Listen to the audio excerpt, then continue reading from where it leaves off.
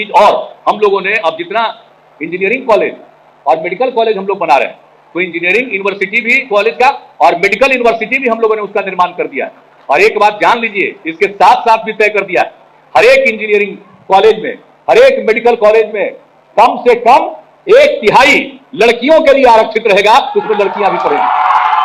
तो आप तो जानते रहे कि हम तो लड़कियों के और महिलाओं के उत्थान के लिए जो काम किया, तो 50% का पंचायती राज संस्थाओं में और नगर निकायों में महिलाओं के लिए, और एक एक चीज स्कूल में भी, सब जगह के लिए भी हम लोगों ने किया, एक एक काम जो किया। फिर जीविका समूह का गठन किया, किस तरह से सब तरह से महिलाओं को आगे बढ़ाने के लिए हम लोगों ने काम किया है। और लड़कियां कितनी कम पढ़ती थी, तो लड़कियों के पढ़ने के लिए जो हम लोगों ने शुरू से इंतजाम करवाया कि लड़कियां पढ़ेगी तो ये बहुत अच्छा लगेगा, और उनके लिए हम लोगों ने पोशाक योजना और साइकिल योजना की शुरुआत करा दी थी 7-8 में।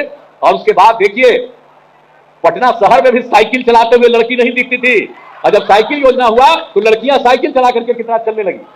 और उसके बाद 2 साल के अंदर लड़के लोग हमको कहने लगे कि हम लोगों को भी दीजिए, तो हमने लड़कों के लिए भी उसके बाद कर दिया। तो आप समझ लीजिए, जो 9वीं क्लास से पढ़ते हैं तो उनके लिए, अब आप सोच लीजिए अब कितना ज्यादा लड़कियां पढ़ने लगी। अब जो मैट्रिक की परीक्षा होती है उसमें लड़का लड़की बराबर हो गए हैं, तब लड़कियां पढ़ेगी तो बात बहुत आगे बढ़ेगी। और आपको मालूम है ना कि हम लोग एक एक चीज का ध्यान रखते हैं।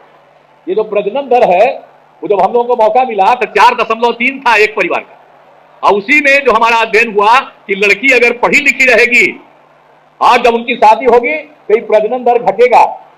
हमने देश भर का सर्वे करा करके बिहार का भी सर्वे किया था, तो हमने देखा कि अगर पति पत्नी में पत्नी मैट्रिक पास है तो देश का भी प्रजनन दर 2 और बिहार का भी प्रजनन दर 2 था। और उसके अलावा जब ये देखा कि अगर इंटर पास है तो देश में प्रजनन दर, अगर महिला है पत्नी है इंटर पास, तो देश का था 1.7 प्रजनन दर। और बिहार का भी जो सर्वे किया कि अगर पति पत्नी में पत्नी इंटर पास है तो बिहार का प्रजनन दर 1.6 था।